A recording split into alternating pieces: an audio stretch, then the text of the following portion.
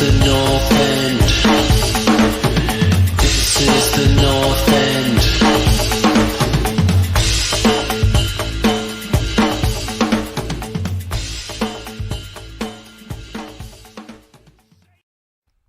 Welcome to the North End podcast and the North End YouTube channel. It is reviews and previews, week 13 and week 14. Sorry, 12 and 13? Which ones is it? I don't know. There's too many weeks. There's lots of games going on. 14. It's very busy. It says week 12 and 13 on the name of it, so I was getting a little confused. But happy to be here with the lads. We've got Bri with us. We got Paul with us. We got Connie with us. We got JP with us.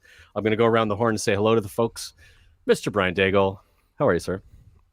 I'm fantastic, sir. I'm fantastic. I'm using my microphone finally. So I'm very, very happy we've finally been able to sort this. So very excited to be back on with you and all the guys. Yeah, it's a pleasure to have you, mate. Paulie, looking good there. You hiding under the hat. You're good news for you guys today. And of course, we'll get to that a little bit. But how are you doing, mate? You all right? I'm more excited to find out that Brian's figured out how to hold up the right side of the microphone. Yeah, it was a long time, Brian. It was like that was a real challenge. It took a real challenge. He's still struggling. He's still struggling with how to hold it. He's like waving it around in the room and stuff. Exactly. I'm surprised. I'm surprised Ireland let you get away with it for so long. Oh, it wasn't about letting him get away with it. He just didn't have a computer that it would work on. So he's now got a new computer and he plugged it in and it worked immediately. And I said, "That's all you needed to do." But we're here. We're with. He's technically challenged. We'll just leave it at that. Connie, how are you, buddy? Good to see you, mate. You all right? Yeah, man. I was at the pub yesterday with Paulie watching some football, and it was nice. I enjoyed it. I heard you guys got a little messy. You were saying three servers in. It's funny when you measure it by servers, not by drinks. That's how you know. That's how you know it's gone really well. Oh yeah. I folded up my chips and packed away my cards after 2 servers. I left those guys behind. They're just like, I'm out. I can't do this anymore. I'm a father. No. But I had been saying that for like 3 hours. Right. Well, that's it's hard to leave too when you live so close. You're like, just take me a minute to get down the street. We also got the one and only JP California with us. JP, how are you, sir? Good to see you. I'm sure you're hot. You probably had to put a shirt on before you got here. It's pretty warm out today. It's pretty windy. It's been affecting my my allergies and just kind of a whole sense. So I woke up with a bad sore throat and a little cough, and so my work's like, no, you can't come in. You gotta get COVID tested. So I'm like, all right, I guess I can make the podcast. Oh, that's what happened. I was wondering because it's early. You're never here. Yeah. For the fives, you're usually working. I can't make it. Yeah. Sometimes you get lucky, right? Sometimes you get lucky. You can tell it's a Monday because JP's wearing a shirt. Yeah. Got to work sometimes. I did more work at home today than I did almost in the office. So. Couple of shout outs. Mark Swift is with us. Mark Swift is a massive follower of our other channel, Tottenham on Tour, and that sort of focus. But he has never been here before, and he's not sure why. Well, neither are we, Mark. But good to have you, mate. Yeah. Welcome. Absolute pleasure that you're here, and please come back. I hope you'll enjoy the show. Luke is with us as well, just in the chat. This is a question that I think many of us are having about the Messi Ballon d'Or. I mean, what is Lewandowski got to do to win this? I mean, oh my God, man. Well, Messi said he should have won it last year. Should have won it this year. He should have won it this year. He was better this year than last year. Yes, it's an even better year. It's absurd. Took a lot of credibility away from the Ballon d'Or. I watched the ceremony and I was like, okay. Did you? But you know how it is. They leak it, right? So everyone knew Messi was gonna win it.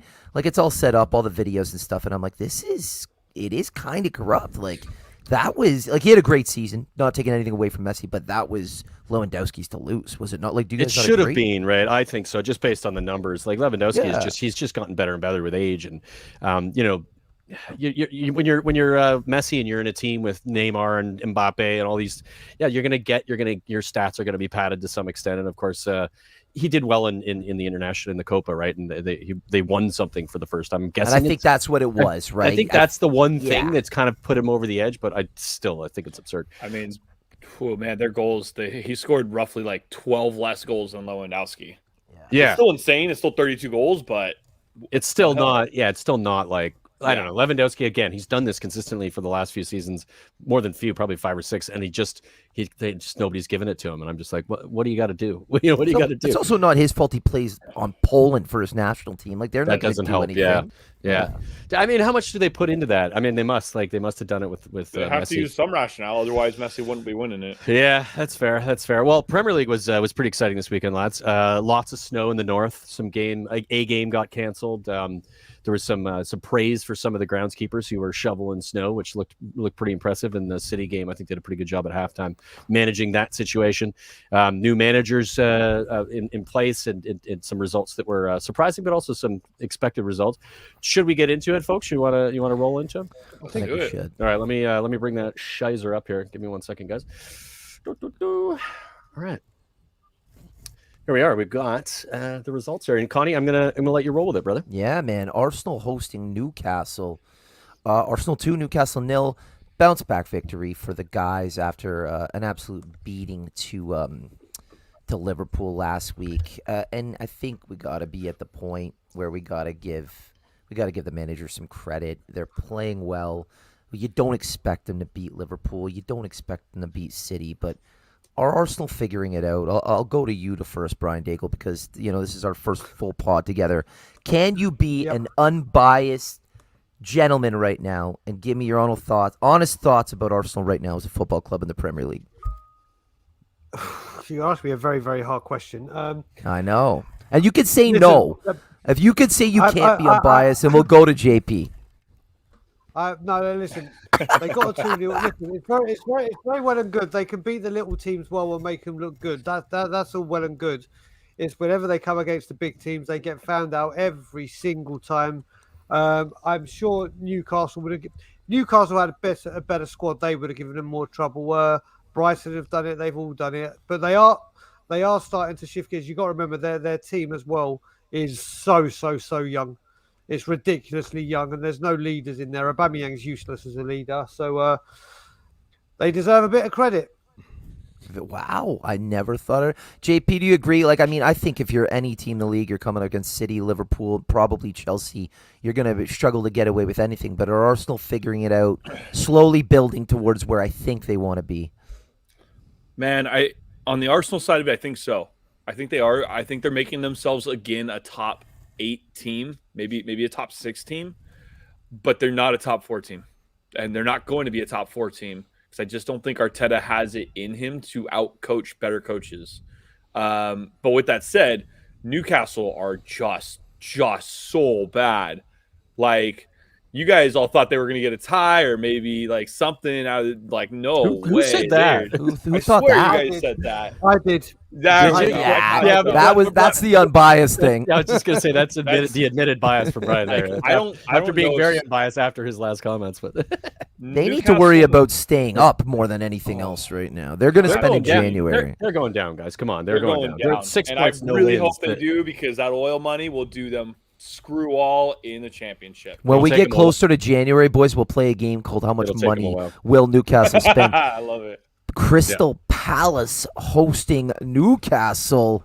Hosting Aston Villa. 2-1 Villa. Stevie G, is he at the wheel? JP, what did you think of the performance? I thought defensively it was spectacular. In the first half, we had roughly just a little bit more possession than Crystal Palace. Overall in the game, Crystal Palace had far more. But the way he's setting it up with a 4-3-3, but the 2 wingers on the attacking are actually playing 10s withdrawn, so they're not very wide. It makes teams have to go around, and it's super effective because players can't get a ball up the middle and then turn and drive at a defense. It just doesn't happen. We're playing better. We're getting there. I'm starting to see what I believe is this top 10 Aston Villa team, but we have a really tough run of results that we'll go through. This was a good game. Honestly, Villa really kind of just did sucker punches and then turtled up. Sucker punches, turtled up, and it was great. Well, Paul, Dean Smith out, Stevie G in, what's the ceiling with this squad that he's got right now? What's the difference? What can he do with this Villa squad that Dean Smith couldn't? I'm not. I mean, Aston Villa are a mid-table team, and they're a work in progress. So there's always like a limit to how far you can go with that. And beating Crystal Palace respectfully to Crystal Palace is like not really an indication of where this team could go. So I'm curious to see what happens when they play somebody who's a more defined top 6 team, or a team that maybe is a little bit better in form. But there's no doubt in my mind that this Aston Villa team were underperforming for what they have and the tools that manager had available. I've never really thought he was that capable a manager in the first place. I don't know what Steven Gerrard really is a manager. I'll put that out there. I don't think success with Glasgow Rangers in Scotland means you're going to be a great manager, particularly when he has a very poor European record. But at the same time, it's Steven Gerrard. Like, those guys are going to want to play for him because he's a legend, right? Like, and he does know the sport. He probably comes in with some fresh ideas and some fresh attacking emphasis. So I think that probably is music to the ears of a lot of the players at Aston Villa. I think they're going to get their act together, but I think for the most part, this season's a little bit of a wash. The damage is already done. The poor form that led to the sacking of a manager, and the fact that there's a ceiling to how far they can go.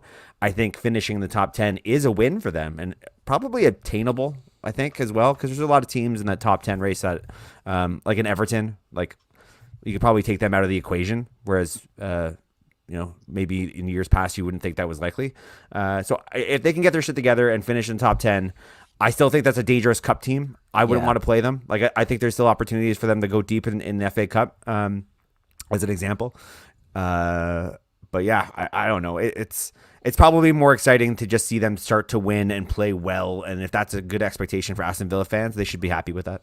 I think just to quickly add to before we move on, Connie, Crystal Palace were crap in this game. This is the worst they were bad. This is the worst they played under Vieira this season. It's one of the worst performances I've seen. Not to take away from Villa's performance, No, Villa were good. I'm not saying Villa weren't good, but Palace were, like, compared to what we've seen, were not good. So it was a bit of both of those. You have to take that into account. They had an off game, that's for sure. They did, but shout out to Villa too. They did play well, but I think Palace played into some of the tactics poorly. New manager bounce, baby. Gents, Liverpool hosting Southampton, 4-0 Liverpool. Could have been 5 or 6. Brian Ireland, has Diego Jota officially taken that central forward role in the front three from Bobby Firmino at Liverpool?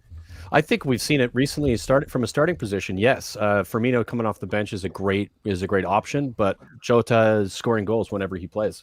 To a brace in this game, looking really comfortable, getting in the right places. He fits the bill to be doing. It's different than what Firmino offered, and I think that's good for Liverpool because I think teams started to get a sense of what they were going to do going forward, and they kind of knew the patterns of play, and they could defend it a little bit better.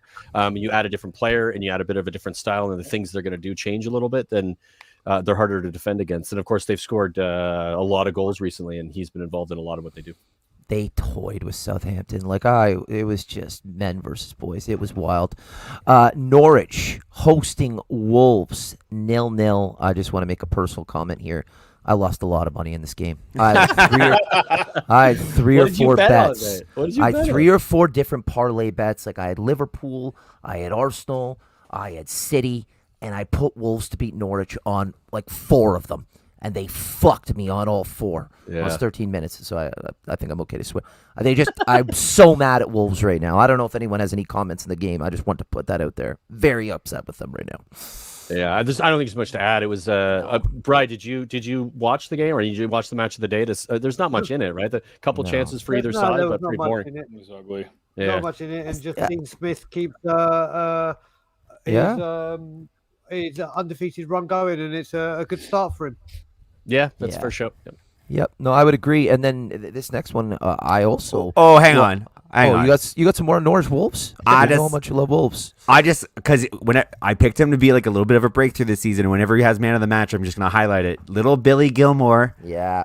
Just little Billy Gilmore, one to watch for the future. He will not make it at Chelsea, but he'll be very good for somebody, and it won't be Norwich down the road. So hold on a second. Let me ask a quick question then, Paul, very quickly. Like, Billy Gilmore, Norwich are going to get relegated. We all agree he's a Premier League player. We all agree he probably doesn't have a great shot at being a starter at Chelsea.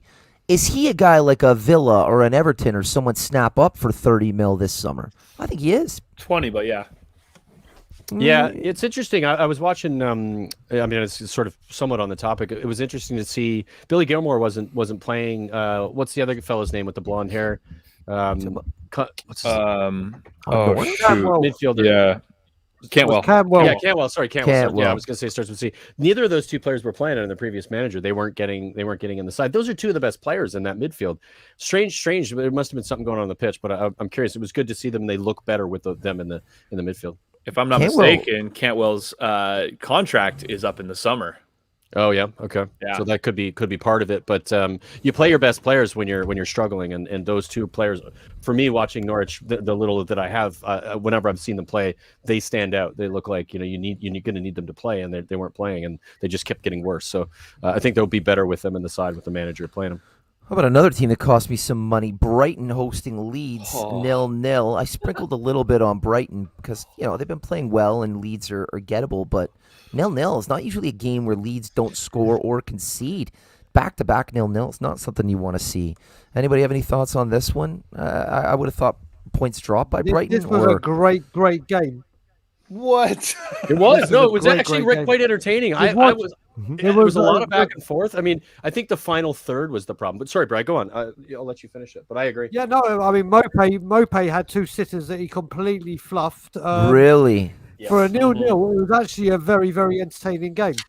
Yeah, I agree. From a footballing perspective, there was a lot of back and forth. There was good midfield play. It was really exciting to accept that third. Both teams we know and previously have struggled with a little bit. So Brian Daigle, points dropped for Brighton. You're saying they just flubbed it. Should have won the 3. Should have gotten the 3 points. 100%.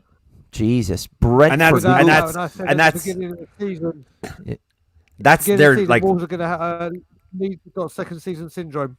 I think they're going 100%. But Brighton, for me, is like this is the same thing they did last year under Potter. They are the best team that won't win. They're the best team that will get a draw and get a point out of the games. But Paul, we've seen them score more goals this season, and that was a huge problem last year. No. We saw them score goals early in the season, and then the thing settled and the season commenced. And there's a reason why they haven't won a Premier League game in 8 games. Striker. They make their XG and expected XG. It's like almost 2 a game, and they just never score. If they can get somebody on loan who's a young up and comer, or there's a handful of guys across Europe who I think immediately improve this team in January and next year. And I just think they're like one of these teams that, you give them one guy who can score 10 goals in a season, and they are better than Wolves. They are better than Everton. They are better than Leeds. They're they're top 6 maybe, if they can get that goal scorer. But until then, Brighton, you don't want to play against them because it's going to be a tough draw, but it's going to probably be a draw. Get a striker in January. We move to Sunday before we get into comments afterwards. Did you see them? Okay, did you see the fans booing? Yeah. And Graham Potter shaking his head, be like, "Are you serious?" To the fans, you're really booing a 0-0. We got a point. We've had a good start to the season. I couldn't believe it. I thought that was wild from the Brighton supporters. Unacceptable borderline. You don't see these fickle fans everywhere. No, what did he say? I don't know. I feel like I agree with the fans a little bit on this one. That was a game they should have won. I mean, watching a game like that and not seeing somebody finish from 4 yards out, open net, and the guy hits it over twice, dude, they're outperforming what they should be. They're having a good start to the season. Get a grip, Brighton fans. What did he say after the game, Potter? Well, he came out and said, I don't know if the Brighton fans need to look up the history, but I can't remember the last time Brighton are 8th in November going into December in the Premier League. Thank you. Take a look at what's happening. Yeah, I mean, he's spot on though, isn't he? It's a bit absurd. Yes. I get in the moment, you're probably booing the moment because you're upset that they should have done more. Maybe that's where you could kind of get a sense of some people being annoyed because they should have got points in that game, arguably with the chances created. They were the better side, but booing in that scenario, it's fickle fans, man. It's the Premier League. Need a reality check. Before we get into the actual scores of the games on Sunday, we had a game that was postponed. Burnley hosting Tottenham, and either of the Bryans, we will get to it in the City West Ham game, but holy shit, the amount of snow in the UK, in the northern part of England, it was crazy. Yeah, it was nuts, and it was unfortunate. I think Brian and I were both looking forward to the game and wanting to see it, and of course, waking up to a PP next to it and being like, "Fucking hell!" I would get pretty pissed off, to be honest, but it happens. Brian, can somebody on the pod answer me this? Because if you're playing in the Premier League, are you not supposed to have heaters underneath the field that can heat it and manage any type of condition? Every Premier League stadium should be equipped with these, should they not? Right. So here we go. A conspiracy theory away. Here they come, and not from me. First of all, Brian, I have to say, when you say me and you were both looking forward to the game, that's a bit of a stretch. Dreading the game may have been more to the point. Well, dreading and looking forward, I kind of put in the same category. It's kind of the same thing. Looking forward and being really nervous about losing to a team that might probably beat us. So yeah, looking forward to that. So what apparently has happened is apparently they do have under soil heating, but apparently it was not working. But there's also photos being shown that they had the sprinklers on, and why are you putting water on a freezing pitch? Make it unplayable. That's very This strange. is all conspiracy theories, not me. But also they've got they had 7 key injuries or suspensions that will now be available for whenever the game is. So these suspensions don't carry that they're suspended for this game. I mean, it's all conspiracy theory. I mean, you can sometimes get it with the FA if they say, or the police say, listen, the area around the stadium is unsafe and you can't do this and you can't do that. That you get. But for a Premier League game in this day and age, and the thing we do in England is they get the snow warnings and they're like, yeah, whatever, it might come, it might not. But then they just act on it late. And this is what they've done again. And there's a whole lot of chaos, because when do you play this game again? It's especially coming into the Christmas period, Brian. Like it's about to get really, really busy. We got a midweek game this week, so you can't even play at midweek. And then, of course, Christmas is Christmas in the Premier League. You might not see it till January, February, real reschedule, which is a shame for both teams, right? Because you're looking to get the points, get up the table. But it's unfortunate. We'll see what happens. Brentford hosting Everton. Brentford 1, Everton 0. Ivan Toney from the penalty spot. I don't know what to say here. And Paul, I'll ask you: is this a story of Brentford getting another result, or is this a story of Everton just kind of falling away here? Like, they have not been good recently. Which one is it? Everton are shit, man. Yeah, dude, it's so bad right now. It's like crazy. I'm a little sympathetic because I don't think they have a lot of options when it comes to scoring goals, and I think a lot of their problems have come from not scoring goals. And you can there's a straight line from when that happened. As soon as the big toe of Dominic Calvert-Lewin got fucked up, it's like this entire season went like to haywire, because Dominic Calvert-Lewin was like a goal a game guy for the first 4 or 5 games of the season, and Everton were looking pretty good because they were playing a style specifically built around crossing the ball into the box for him to feed off of. And as soon as he went, and a few other injuries kind of followed along with that, their style of play is they just don't have the personnel, I think, to play any other way than what they kind of invested in. And it's really been tough going. And I'm a little surprised, because I thought Rafa would be maybe more capable than this to get them out of this. But at the same time, their squad, though, doesn't it? Their squad's pretty thin, I think. Just below that level, below that their top squad. Level.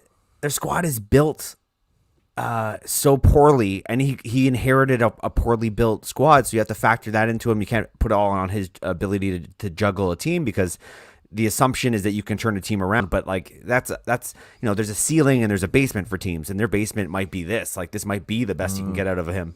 And there's I mean, they started the season, and on paper they would have had Gylfi Sigurdsson, who would have been good for 10 goals this season in midfield. As soon as he got arrested for doing what we won't talk about, that's an impact. That's not an injury, but it's a player that they were banking on for the season. That's gone. Yeah, it's a big player for them for sure. Yeah, so I don't know how much of this you can blame at the manager, but it is a hot dog shit mess, and I am sure their friends over at Liverpool across the way are just biting at the mouth, frothing at the mouth for their, I think, Wednesday face-off, the Merseyside derby. So yeah, things are bad for Everton, and they're going to get worse. 1-0 is not the low point. The 4 or 5-0 they're about to get fucking smashed by Liverpool. That will be the low point. Too. Yeah. Oh, yeah. You know whose things looked pretty good for were Leicester hosting Watford. Jamie Vardy with 2 goals, beating Watford 4-2. Paul's boy Madison with a goal and an assist. Brian Daigle, are Leicester coming back? Are they getting back to where they were? Star player of the week, James Madison, 2 assists. 2 assists. I take it back. Great performance. Go ahead, Brian. He's a great. I like him. The fact that he's a gooner and he hates us is a problem, because I love this player, but I don't see Leicester being back just yet. It's one performance against a Watford team that are either going to smash you or you smash them. That's how it's become. But it was a good performance from Leicester. It was a good performance. When you got Jamie Vardy, you're always in with a chance. They needed, though, didn't they? Like JP, like Leicester needed a win pretty badly here, no? Yeah, they really did need a win. They were struggling. They were really underperforming in my eyes. And they're getting, like we've talked about, we're getting to that time period where you need to pick up 2 or 3 results before you get into a really busy part of the season. And you could get caught in the middle of the busy season at a low point. But if you go in at a certain like team morale, that can help you. That can get you 1 or 2 results through the festive period. So getting this win, while it's not a huge win, it's probably scoring 4 goals is always good for any team for a confidence boost. You get Vardy going too, like Brian Daigle said. That means a lot when he's going. Leicester usually going. They've struggled. Sorry, quickly. They've struggled. They've struggled quite a bit creatively too. So this is sort of a response to that, right? They haven't been scoring goals. Madison hasn't done a heck of a lot. Vardy hadn't done a heck of a lot. To get all of them going at the same time is, I think, important for Leicester. Who they're playing matters, but I think from a confidence perspective, they got something to work on or to work from now for sure. Some injuries too. Their starting lineup was really good. Fundamentally think it's about getting James Madison back to being James Madison. I think so too. Like if he hasn't been there for a while. He has not been playing well this entire season. He has been hit and miss in terms of even given minutes. He's had 17 minutes, 20 minutes, 25 minutes. He's only now starting to get like a semi-regular run of form, and a lot of that's because he's been performing in the European Cup on Thursday nights. If they can get him playing the way that he is capable of playing, we all know how he can play. That means you're going to get increased goal scoring from him, and he's a guy who can create opportunities for his teammates. Jamie Vardy can feed off that. Even when he's hot, he becomes this machine from set pieces and corners. So if they can get him to play like he's capable of playing, and I for whatever reason just feel like Brendan Rodgers is not necessarily a huge fan of him. So I don't know if he can get him to where he needs to be, because they were so good with him firing. They're so much better. It is a little bit odd. So that's the question mark for me: is Brendan Rodgers, can you get Madison to play like he can play, and then by doing so, can you lift up Leicester and get them to perform in a more consistent way? Because their offense needs to improve, because their defense is not going to get any better. I don't think. I think they're going to be a team that's always going to allow 1 or 2 goals a game. Yeah, their defense. So just quickly, there's nothing wrong. There's nothing wrong with Madison on the pitch. It's his off the pitch antics that get him into trouble. He's done it. No, seriously, he's done it. No, he does like to party a little bit, doesn't he? He's been partying. He's been caught in casinos. He's partying with Dele Alli, which can never be a good thing for anyone. But yeah, I think it's his attitude and his off-field antics as opposed to what he does on the pitch that infuriates Rodgers. You know what I will say though, Brian? I think he just had a kid too with him and his partner, so that might settle him down. Exactly what you said. Keep him at home, relaxed, healthy, no bad choices. Relaxed having a kid, but clearly you don't have any kids. Hey, well, when you have as much money as he does and they do, I think it's not as bad. I think when he has a kid, he'll spend a lot more time in the training. And anything that he can keep him out of the house. Exactly. Yeah, exactly. He's gonna pull the Rooney and get caught with sorry, babe, I can't go home tonight. I gotta watch game tape. I gotta practice my free kicks for the hour. I gotta stretch. Good result for Leicester. Manchester City hosting West Ham. I was excited for this game. Manchester City 2, West Ham 1, and a first half that can only be described as just snowmageddon. Snow everywhere. City get the very pivotal, important first goal. They go on to get a second. West Ham get a late goal. I thought West Ham put in a really good performance, but Manchester City, I said this to Paul yesterday, were just Man City. You know what I mean? They were just that good. JP, is this just a scenario of a better team beating a good team? Because that's what it was for me. West Ham, I thought, did well, but they played to the level they could play at, and City played at their level and came out with the win. It's really hard to judge. The problem is their West Ham's goal came so late in the game. It was like the 92nd minute, and it was one of the best goals you'll see that nobody ever will remember. I know. Great goal. It was literally one of 5 shots on target West Ham had. They had next to nothing possession, like 31%. It just Man City is a machine. They really are a machine. They're valued at what, like over $1 billion, and it kind of looks like it finally. PSG don't look like $1 billion team. Man City look like $1 billion team with $1 billion coach. I said this to Paul yesterday. Man City are the best team in the world, and I watched like them against West Ham. West Ham played well for West Ham. They did, but they were just levels above them, and they were just doing what they do against every other team. And it could have been 3 or 4. And still again, without a striker too. It's absurd. Exactly. And again, West Ham played well, so it was just like, it's almost kind of annoying, like almost when Barcelona had like Neymar, Messi, Connie, and it's not almost annoying. It's fucking annoying. It is annoying. It's like you respect it. Straight there to annoying. It's annoying. As a football purist, you respect the shit out of it, but to a certain point, you're like, it's not even fair, right? Yeah, so, it's a state-run bot team. It's not fair. Of course they're going to be that. Of course they're going to be that good. That's what you. No, that's not. You can still got to manage the players and have the players and get them buy into a system, and they do. Like, they're just really good. And Ed, you're right. It is frustrating. We move on to the big one. Chelsea hosting Manchester United. Chelsea won. Man United won. I watched the game with Paul. Paul, please give us your thoughts on the game. We nicked it. Yep. And that's it. That's all. It's honest. That's all I can really say. So it was a game of few opportunities for Chelsea. So in one regard, if you are going to try to play on the counter and catch a team on the counter, which I thought United did decently. I mean, they certainly scored a goal in that way, so that's proof positive, but it was because of a mistake. You do need to limit the amount of opportunities the opponent gets. They had an insane amount of corners that they couldn't convert. They didn't really have a lot of open chances in play.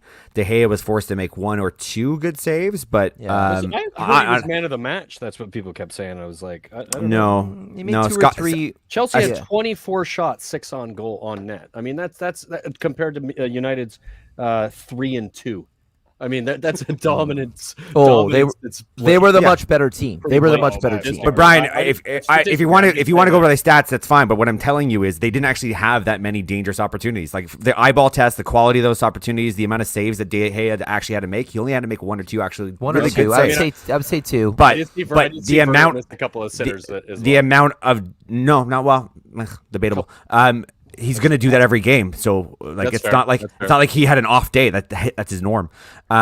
So I thought they were in some regards lucky to do, like, the score was beneficial. We got a little bit of luck, but at the same time, for the game plan they seem to go out with, that's a well executed version of that game plan.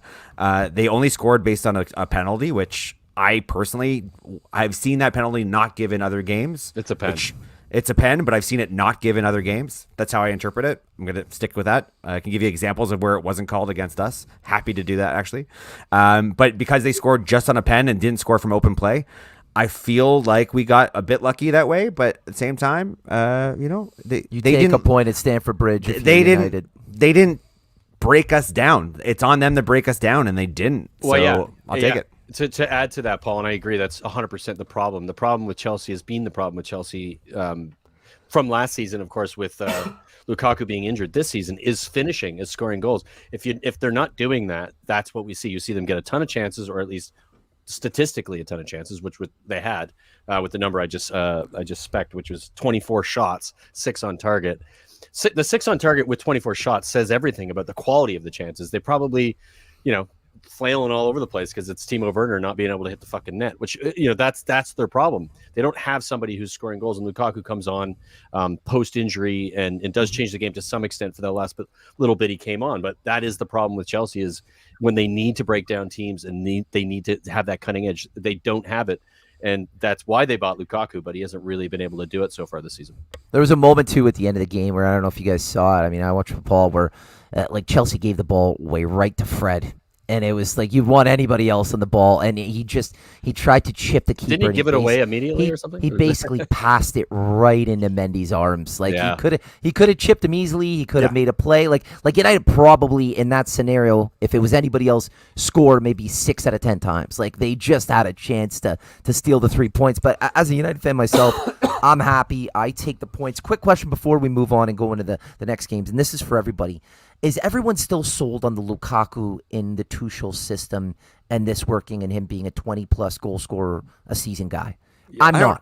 How can you even ask that though? Like, he hasn't played. He's been injured, mate. Dude, the last 6-7 games he did play, you could start to see. But like, it was why United would you Lukaku. pose that question now and not pose it after 3 or 4 games of watching him play in the system? It's just a weird time question. I don't care that he was injured. I'm talking about the 6 games before he got injured. He was ineffective, and I don't think it's going to work in a Tuchel or a Klopp or a Guardiola system. And they all play similar. He's not that guy. We've seen him in the Prem for United trying to play that style. He can't do it, is what I'm saying. And I'm asking you guys if you feel differently. I'm going to agree to some extent that he does struggle with his back to goal, and he needs to get balls between the lines to run onto on being on the last shoulder of the last defender. He's a better forward in that situation, but he has improved his game in that situation. But Tuchel needs to change the system somewhat, or find a way to get him in, like maybe a hybrid version of it, where sometimes you do one thing, sometimes you do the other, but you get himself into positions. He's a great finisher. He just hasn't been in those positions with the ball at his feet where he's facing the net and able to score. And I think that comes into play when it comes to what you're going to see from him. I don't think he's going to score 20 goals because he's going to get injured too much, not because he's not good enough. Oh, I would highlight that when he was playing for Chelsea, he was getting 1 or 2 opportunities a game.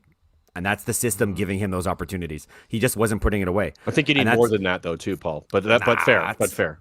Premier League striker. Not at his level. A striker at his level, he only needs a couple They have to be good.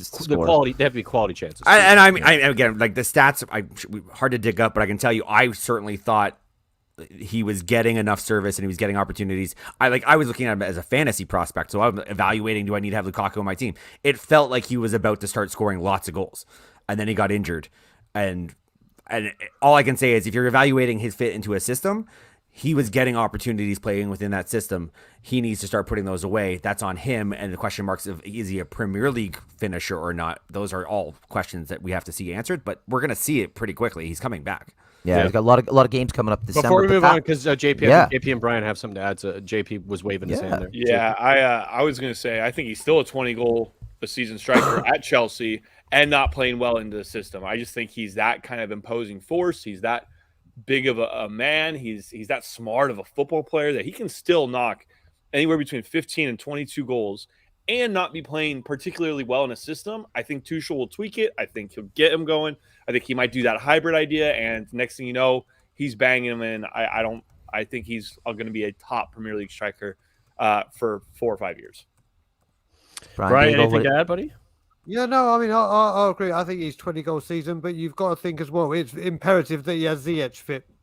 He's got to keep him fit for the service to he looked good, actually. He was one of the better players. Ziyech is incredible. And then what you got to look at as well with that Fred incident you were talking about, it's the same for Chelsea with that Rudiger chance right at the end. They probably wish it fell to anyone else other than Rudiger.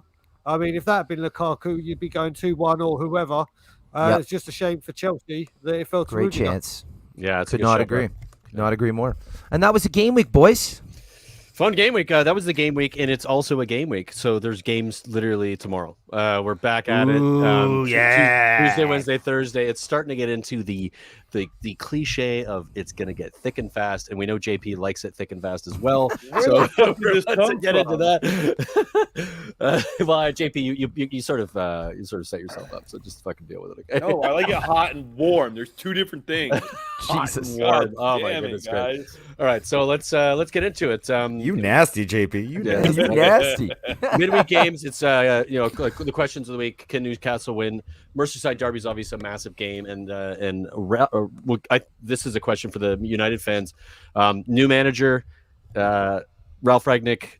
Big. I think for me, this is probably the best decision United have made from a footballing perspective in a very long time when it comes to picking a manager who's going to come in and actually understand football at the level that it needs to be to do what you guys need. And I think it's a massive thing for United to do. Really excited to get you guys' opinion on that. But of course, we will have to go through each of the results starting on Tuesday tomorrow. So, Connie, on your bike. Yeah, Newcastle Norwich could not be less excited for this one. I might even just put some money on. I honestly nil this. I'm screaming 0-0. Any other opinions on other? No, is this going to be a good game? 0-0. I'm going to throw Norwich some money. to sneak a win. Norwich. Norwich, huh? Norwich. Huh? Sandwich will Just get rid of the W. Try it. Norwich. No, Sandwich. Has anybody like Norwich. really clocked that like okay, Newcastle have not won a single game this This season. whole season. This is getting crazy, and Norwich are the hottest they've ever been in the Premier League right now with 7 points from 3 games. Like, what a perfect time for both these teams to face each other. Somebody has to win this game. They have to.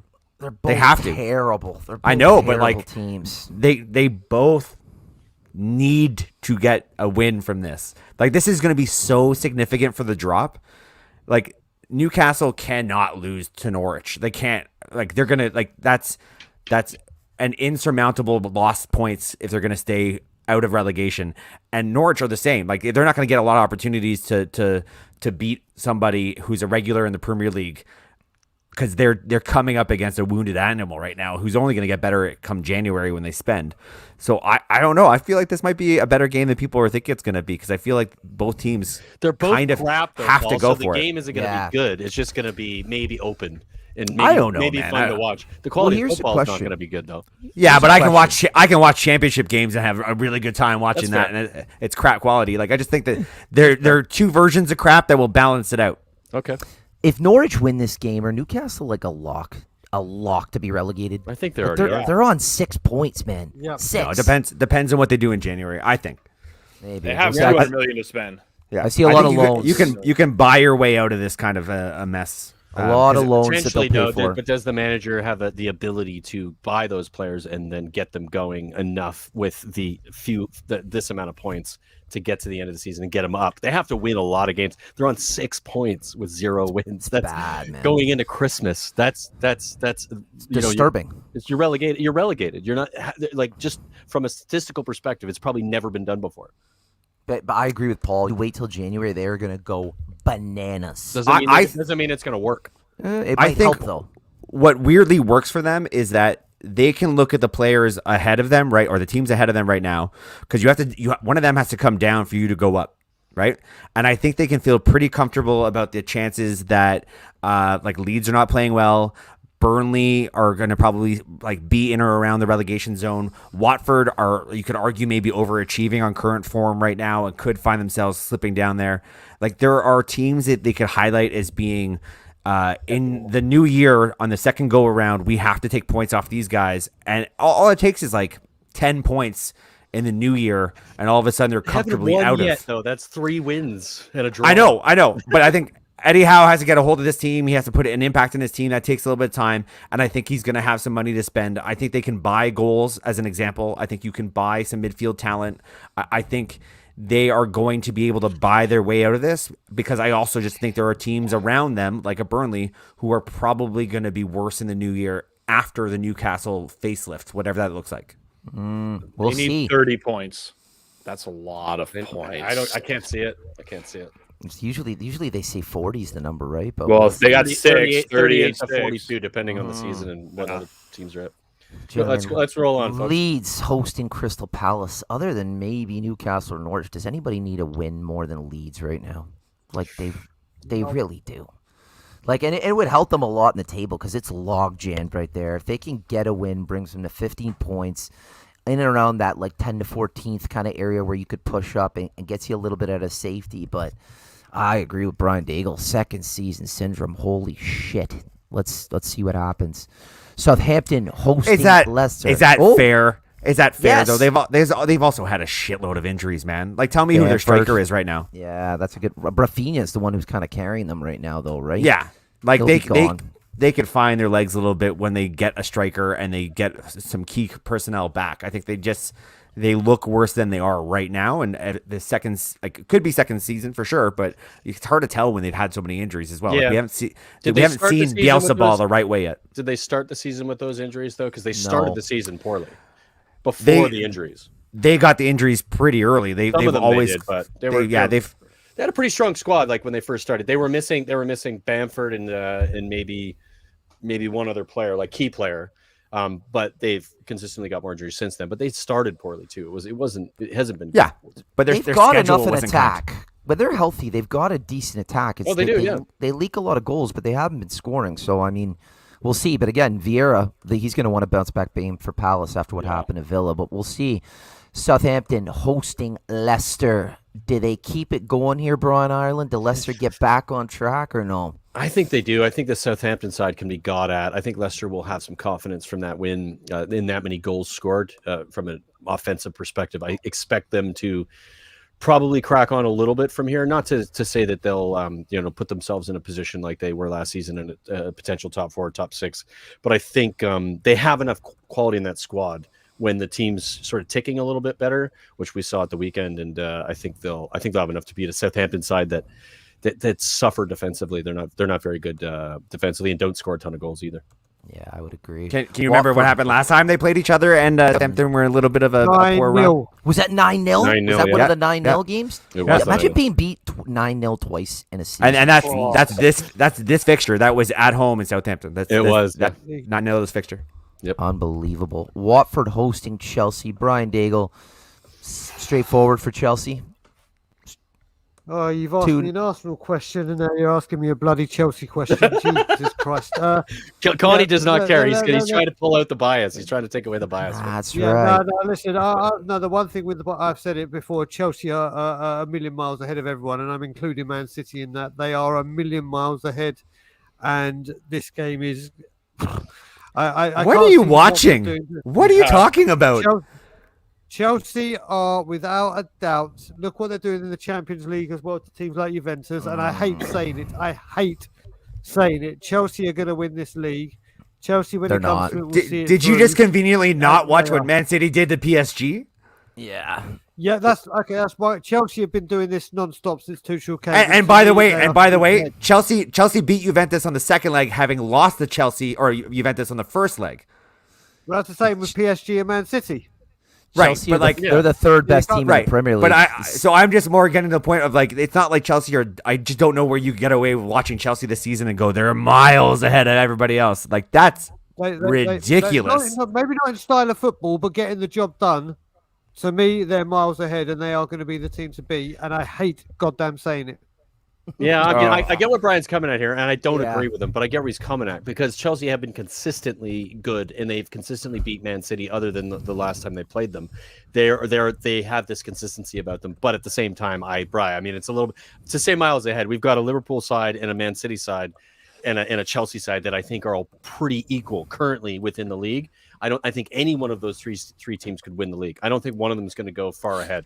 I think that's crazy. Do me a favor, Paul. Stop putting that over top of JP's face. Yeah, God damn it. It's just a banner on the bottom. Don't cover JP's face. Just let it scroll. But point is I think there's Brian. I think it's a little over the top to say Chelsea are miles ahead. I think Chelsea. We'll see, won't we? We shall see.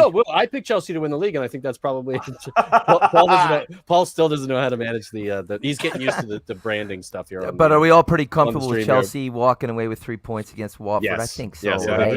I think that's a good shout for sure. What about West Ham hosting Brighton? Does this have some potential to be a fantastic game? So do I. This has got to be a bit of a measuring stick. I think you'd give the nod to West Ham, but you wouldn't be surprised if Brighton walked away with it at least a point, maybe 3. JP, yeah, no. I'm throw my hat into potentially maybe the game of the week. Agreed. I think the West Ham Brighton is going to be just a showstopper. I can see this back and forth. I can see Brighton having 60% possession and losing.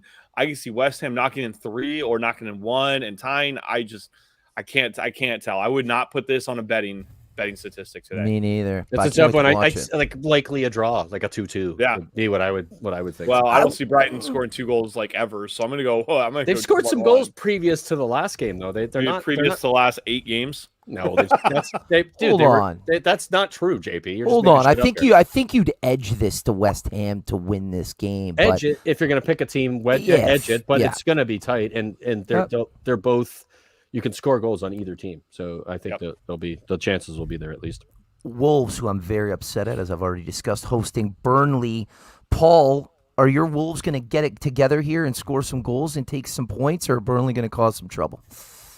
I don't like how Wolves have been playing recently. I don't think they've been generating enough opportunities. This new manager had them firing shots at the goal like it was going out of style early, and something's transitioned in the game that they're playing now where they're not generating as many shots, which means not scoring as many goals. They're kind of reverting a little bit back to being dangerous in the middle of the park, but not in the final third. And Burnley they will goals in the box. They're so dangerous from set plays. It depends what version of Burnley show up. It's not that Burnley are good, but I feel a little bit for Burnley because I think they would have liked to play Tottenham in a snowy day, and that maybe would have given them a little bit more form or confidence to go and play Wolves, who are not an easy team to break down. So if I had to guess, I'd say this is probably going to be like a tight, like 0-0 or a 1-1. But I think Wolves are going to have to work for it for sure. Yep, they need to create. Aston Villa are hosting who I think are the best team on the planet. JP, are you? Fuck. Yeah, Jackie says boy. Everything how JP's feeling. Well, let's cover a couple that things. That was nice, JP. You did a little, like back from far away from the microphone. Here's the question. Here's two questions. Two questions. Two questions. Shoot. Jackie boy, he's coming home. He's not going to play. He's injured. He's injured, right? So, but isn't he always injured? Wow. I mean, yeah, he is. He's never completed a complete season for Aston Villa or Man City. Last year he literally missed, I think it was like a fourth of the season. Yeah, it was and wild. It's the reason why we went into a tailspin. I don't see him starting for Man City. I don't see him playing. I see him being in a press box. I would have clapped him whether he was on the field or not. He just made us £100 million, and I don't have any problem with him returning back at all. Some fans might have a problem with it, like Luke is still really sensitive over it. Can I ask a question? Are Man City better without him? No. No, I don't know if it's a yes or a no, but guess what? If he didn't play another minute for them this season, it wouldn't matter if it wouldn't matter.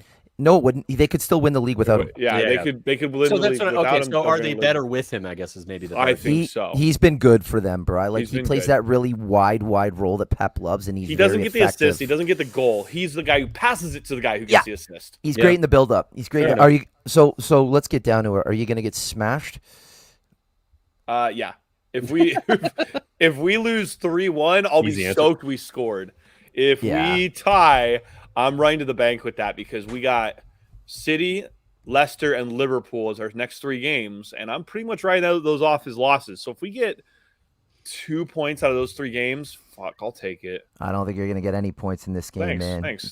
But no, I listen. I hope. Game, Dude, I hope you do. Don't get me wrong, but you're going up against the big bad machine. We move on to the Merseyside derby. Everton. Can I just quickly interrupt? It's a derby, and you've said it right, Connie. Derby. It's a derby, not a derby, Paul. Go on. Yeah. I'm not even fucking talking. You did that earlier. We were talking about the Everton game. I heard it earlier. I'm like, I'm not correcting this. Thank you. I was like, I'm not correcting. If you're going to say Norwich. You say Norwich, man. Derby. As Paul mentioned earlier, Everton are hot garbage going into the derby, and I only see this game going one way. Paul, are you doubling down here, or Everton about to get a beating from the Pool? No, I agree, Dave. Brian Ireland is a prick, and I wanna unpack this a bit. No, come on, like this is foregone conclusion. News, by the way, get on with the fucking foregone conclusion. The Merseyside derby is going to be a disaster for some of us. Nice one, Bryce. And it's going to be. You know what? I feel like honestly I feel a little bit bad for Everton. I just they must know it's coming. Like I don't. Okay, but I don't. You don't we've watch... had this conversation before, and everyone says form and everything goes out the window when it's a derby. I don't give a shit, man. I know it's a Merseyside derby. Liverpool are going to win 2 or 3-0 comfortably. Can I add a few statistics? There is not a team on the planet I can see that have more offensive form right now than Liverpool. They've got 9 more goals than anybody else in the Premier League. Yeah, Paul, They're this is what I was wild. going to go to statistically because I'm just looking at it. So shots that they've taken, they're first, 13.2. Shots on target, they're first, 7.1. Goals scored, they're first, 3.0. Passes, they're second, 610. Completed passes, second. This is a team that, from a form perspective, in front of the net going forward is in form as in form can be. Yeah, they're so good, and it's just going to be a straightforward beating. Gentlemen, we move to Thursday, and Spurs are hosting Brentford. Spurs, as we've discussed earlier, had their game postponed from this past weekend. Brian's, the two Bries, what are we expecting here? Brentford have had a good start to the season. Brian Daigle, I'm going to go to you. Are you nervous? What are we thinking? What are we feeling? I'm very nervous. And the reason I'm nervous is against Burnley, after the Mura defeat, Conte had put a rocket up a lot of their asses. And I mean, I loved big his comment. time, ready Loved to his rock and comment. roll. And literally were ready to rock and roll. And he would have had them fired up knowing that this is crunch time. Now with this game being postponed, yes, it works out in the favour of, yes, they've got a few extra days training, but he's got to keep that motivation going for another 5 days, including yesterday. So he's got for Thursday to try and keep that rocket up their arse, which, yeah, Conte can do, but they would have been itching to get out of that pitch and run through brick walls. And they've kind of lost that little bit of spark that they could have had because it's going to be hard to keep it up. Listen, Brentford, home and away, have been great to watch, and they are a unit and they work as a team. And at the moment, we're a bunch of individuals trying to find what's best. And it's not a game I'm looking forward to. I'm hoping we've got enough to see it through, and we should have enough to see it through, but it is no way near a foregone conclusion. Brian Ireland, let's hear your thoughts. Antonio Conte saying, I've been here 3 weeks, and this level that Tottenham's at, it's not a good level. And I'm paraphrasing. He said some other things, too. Yeah, I mean, he's spot on. And you were waiting for it. We've all been waiting for it. Conte was going to say that at some point. We all have known that for 3 years. Exactly. Too. So it's sort of like, yeah, Antonio, welcome to Spurs, mate. Yeah, right? We haven't been good enough for a few years. But I'm not that worried about this game. I think it's going to be a good game. I think they will give us some trouble. They do that. But their form, they started incredibly well. But their form recently, 3 losses and a draw and a win in the last 5 games. It doesn't necessarily mean to me that we should be that worried about where they're at from a form perspective. They had a good game, but they won 1-0. Like they've lost that sort of what they did. The last time they played really well was against Chelsea when they didn't get over the line when the Chelsea were down to 10 men. I think I think Bryce is saying, and sorry to cover your face, JP, but it ends up happening with some of this stuff. Bryce, welcome to the show, by the way, and glad you're here with us. Brentford have gone off the boil a bit late, and I think that's fair to say. And I think they have. They haven't been as good as they were when they started the season. They have some good players in there, but I think they're struggling a little bit. I think the level of quality in the Premier League has started to sort of show and catch up with them a little bit. Yeah, I think a little bit. Not to say that we should be overly confident because it's Spurs at the moment, and as Brian has just pointed out, we have been in the shambles for the most part, and Conte hasn't had a ton of time to really get his ideas across. But, and of course, Brian mentioned this as well, that extra little bit of time, maybe they train a little bit harder, maybe they get more fit, maybe his ideas going to come across with another weekend to sort of sort it out. So I don't think it's going to be, I think it's also at home, which I think is benefits Spurs quite a bit than being at Brentford. So I think we'll get a win, but I think it'll be close. And I think need a result. It'll be incredibly uncomfortable. You need a result. Ireland, I just want to add to that, Ireland, because what you got to remember as well, not having this second game, like that game against Burnley, that's another game for Conte to work out what players are ready to fit in his system, what players are ready and he can trust during a game. And he's lost that. He's lost the game with an audition to say, right, here we go. Right, these players have played 2-3 games. Now they I just can't do it. So you can quickly counter that. And of course, you and I can go back and forth forever. We do this all the time, but you could quickly counter that with that also means they could get more fit in that 4 or 5 days that they have extra to train. So and then means when they go into this game, they'll be able to run more and press more and all those other things. So implement some new tactics, maybe. Exactly. You could argue at both sides. I'm interested to see what he's going to be able to do with this Spurs team. So we'll see what happens. The final game of this upcoming game week, Manchester United hosting the two Brian's favorite team, Arsenal. Arsenal been playing well. Arsenal have been playing well. Paul, what are your expectations going into this game?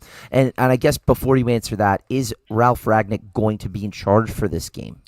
It does look like it, doesn't it? I do believe he'll be in charge, air quote version of in charge. Yeah, visa issues or something, right? Yeah. No? So like present, whether He he's might be like in the stands, I think. Yeah, right? he might be. He might be, or he might like play a secondary role, like on the bench, like be amongst the crowd, but allow Carrick to do his job. I mean, at the end of the day, he won't have enough time to impact the game anyways. So it's essentially Michael Carrick's game to play, either by informing him of what he should be doing, or just manning the team in any case. So I think the energy is going to be a bit of a circus. I think all cameras will be on him. A lot of the pre-talk and discussion and emphasis will be on him and his tactics, whether we're seeing it this game or next game or throughout the rest of the year. I think there's a certain energy and buzz that you'll get from that, which is good because there hasn't been that energy and buzz while we've been suffering through a pretty abysmal run of form. I'm hoping that we get some injuries sorted out. I'd like to see like a Cavani play in this game. I think Arsenal you can get at Arsenal. I do think they're really young and they're really good and they've got a lot of ability, but I do think this is a game that we need to start winning these games, and the confidence needs to start getting built. On the back of a 1-1 against Chelsea, I think we're going to see a much more offensive exhibit here. Cristiano Ronaldo specifically coming off the bench against Chelsea will probably be charged up. So I'm hoping we take this game, and I'm hoping it's going to be a fun day at Old Trafford. But there's still some rot. There's something still not quite right. I don't think that just firing a manager gets rid of whatever the issues were with this team and the mistakes that were being made at individual levels. So I'm hoping for a good day, but you never know. Boys, I mean, Paul and I are obviously United fans. The two Bryans are Spurs fans. What do you guys see from outsiders going into this game, seeing United getting a good point against Chelsea, Arsenal playing well? What do you guys think is likely going to occur or could occur in this game? What I think is likely going to occur is that these two teams are really, really close to being at the very same level. Like if you look statistically at the chances they create, the form, they're sort of a little bit up and down. They have good moments, they have bad moments. They're trying to figure out who they are a little bit. I think Arsenal, probably because of their more recent results and where they were and where they've come to, have a bit more of an advantage in that sense, but they're also away from home, and I think Man United have that. And there's also, we all know, it's a cliche that it's a new manager bounce, that response to a new system. There's an opportunity here for United players to show to the new manager, who is going to be very, very difficult to play for. He's a lot like Conte in a lot of ways, where his expectations are incredibly high, demanding. And if you're not meeting them, he's going to say you're not playing. These people are going to play. So you've got enough in your squad. I think that Rangnick is going to do a very good job with it. I think the teams around that situation, that fourth place situation, and Arsenal being one of them, who I think are just ahead of United at the moment, should be a little bit nervous. How much effect he's going to have on this game, though, other than the players maybe wanting to show him what he's got kind of scenario, I don't know that there's enough time for that. But I do think United should be excited about the appointment. And I think that it is very, very good for United. And I think they'll do really well for the rest of the season. If for this game, it's a hard one to sort of say one way or the other what's going to take place. But I think it should be a good game. I think it'll be entertaining and relatively open. I'm excited. I think United can get it, Arsenal. I'm with Bryce on this one. Sancho's going to destroy the Gooners. I'm pumped up. And boys, that's the upcoming Any more comments on this game? No, we're only an hour in. I think other guys want to comment on the game. JP was doing this very casual and very just doing this, just like this. Sorry, JP. My bad, brother. I think we could roll on this game a little bit, and of course, Ralf in charge as well. It adds to the conversation. So let's get comments from everybody. No, for sure. I think this is going to be a very tough game for United. I think Arsenal are going to play very similarly to how Chelsea played, leaving Arsenal much more of the ball, which is what they want. Man U, if they're going to fix anything right off the bat, if they're going to have one day in practice, it should be straight defense. Try and limit damage control for United. If United can hold Arsenal to 1 goal, they might get a win or a tie. If Arsenal are coming out of the gates and they're keeping the ball, Man, you have to be defensively sound, and they haven't been for many, many weeks. I don't know if I can see a United win. Man United are better at keeping the ball, though, JP. Like their statistics from a possession perspective are higher than Arsenal. I think we'll have the ball more than Arsenal will. I think we'll have the ball a lot more than Arsenal will, JP. I really do. Are we okay? So we're doing the Premier League app, and at the end of the game, loser on the next pod chugs a beer. Done. I guarantee United will have more possession. I think Arsenal's going to have the ball more. They're won't. Possession-based. So I'm in on that. From a statistical perspective, currently, Man United are 5th when it comes to passes and passes completed, and Arsenal are 11th in both of those categories. And how was it against Chelsea? What does that have to do with it? We're literally talking about two teams, specifically their statistics. What does Chelsea have to do with it? And just to be clear, answer my question, JP. Arsenal are not Chelsea, dude. One is 5th and one is 11th. Yeah. Just wait. Just wait. Yeah. Do I get to pick the beer that you're going to chug? There's some insight from JP. Insight from JP. Just wait. Like, I ain't going. I'm from California. I got like 12 beers here at the local bar, and that's it. Like, that's what you guys get. I don't have the brew contest like you guys got out there. But similar to Conte coming in, like I don't. Paul and I were talking about this yesterday. I don't know when Ragnick's going to be in at training or any of that, or have time to implement. I will say this, against Villarreal and against Chelsea, you did see a different United team where they tried to press and they tried to run more, which was, just as a fan, was refreshing, right? Was that key quickly on that note? Was that key that Ronaldo wasn't playing, didn't start? I think it was clear that was the reason that he did not start. He had Sancho, Fernandes, and Rashford in a front three, and you could tell right away. Massive difference. You could tell especially that first 25 minutes. No, you could look at Rashford didn't press at all, and I think he was supposed to. Oh, yeah. And I think when Ragnick comes in, and Paul and I were, again, chatting about this, about formations and players and things like that, never mind Ronaldo, and we all know how big of a name he is, I think you could see some players like that are just not going to be playing as much as they were before under Ole. Like, you might see a Fernandes play less. You might see Donny come in because Donny will run. You might see Jesse Lingard come in. He doesn't care about the name on the back of your shirt. He cares if you're going to implement his ideas and his thoughts about football, and he doesn't vary about what he has. He has his straightforward thoughts about how he thinks about the game, and if you don't implement it, he'll replace you, and not just in your starting 11, but period. Like, you might see guys just not play anymore, but I don't know. I don't know how much of an impact he's going to have in this game, or if he's going to, like, Paul might be right. This might be Michael Carrick who might be doing all of this again. So we'll see, but I think there's enough to take care of this Arsenal team, who I do think are in that top 4, top 6 kind of conversation. But there's Ronaldo starts. Ronaldo starts. For like sure.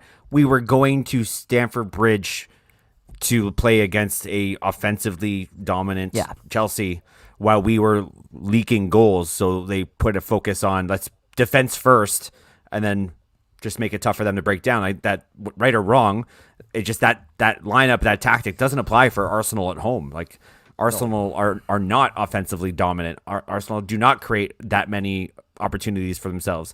They are actually fairly difficult to break down because they put an emphasis on playing defensively against bigger teams, quote unquote bigger teams, the top 6 teams.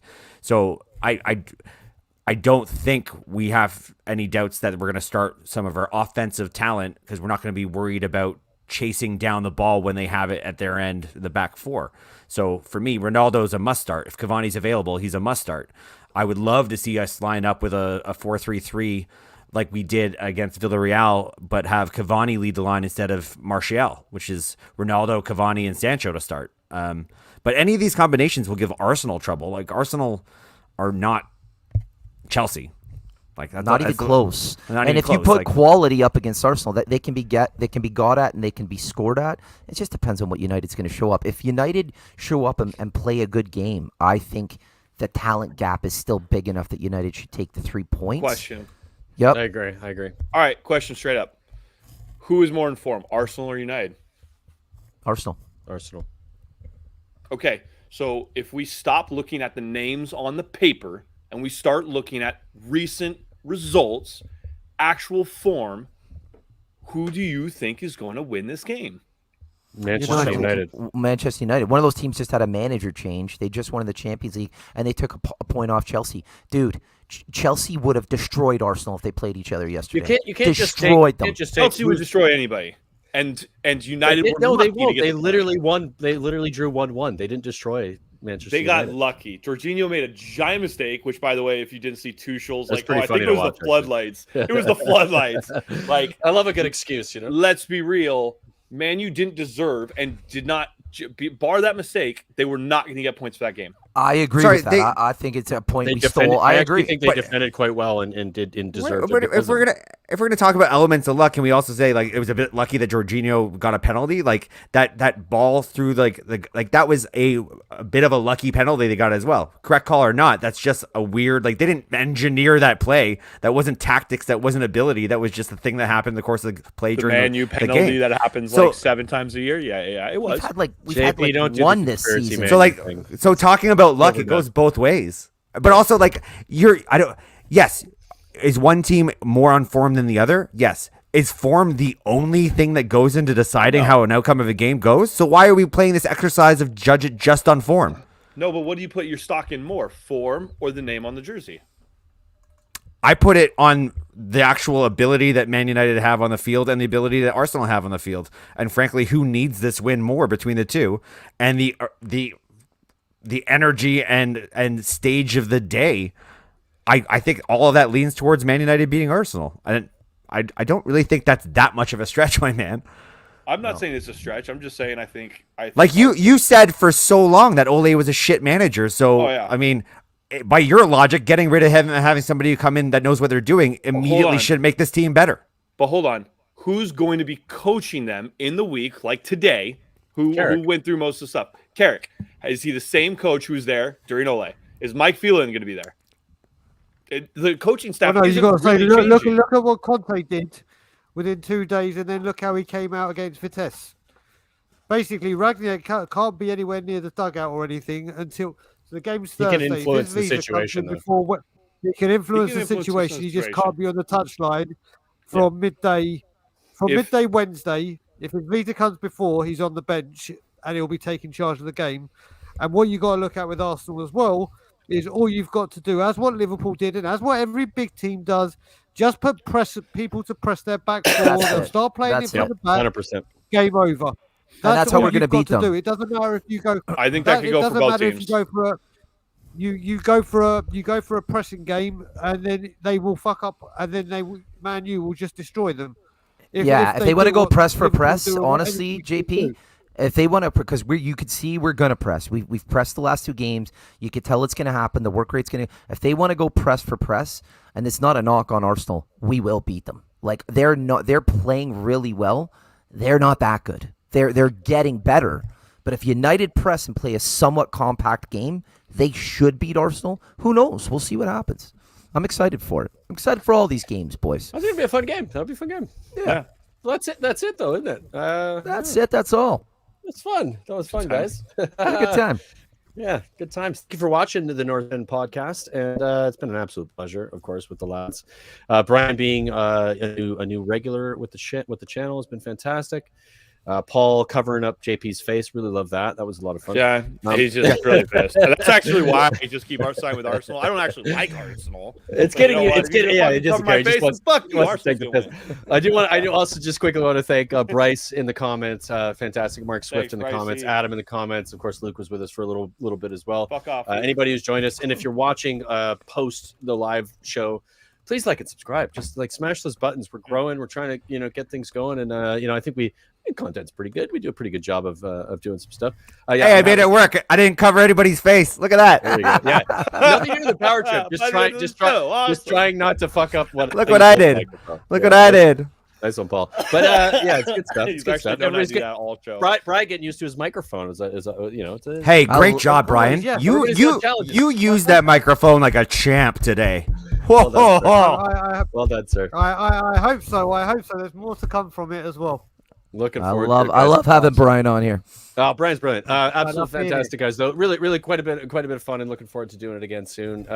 Because it's getting busy, we are going to try to jam these in, folks. And hopefully you'll be able to join us live, but you'll be able to watch it when you get a chance to to hop on. Luke's going to do, I believe, I don't know what he's going to do for fantasy, if he's going to get it done before the next couple of days.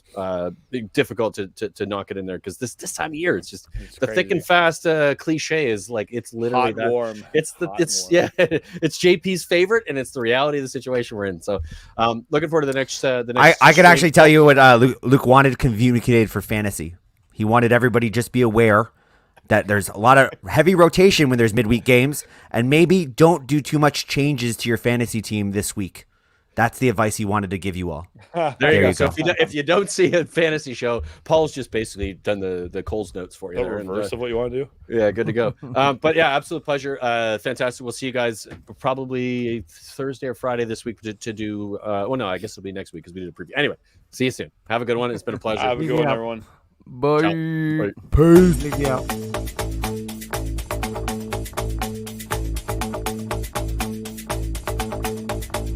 This is the North End. This is the North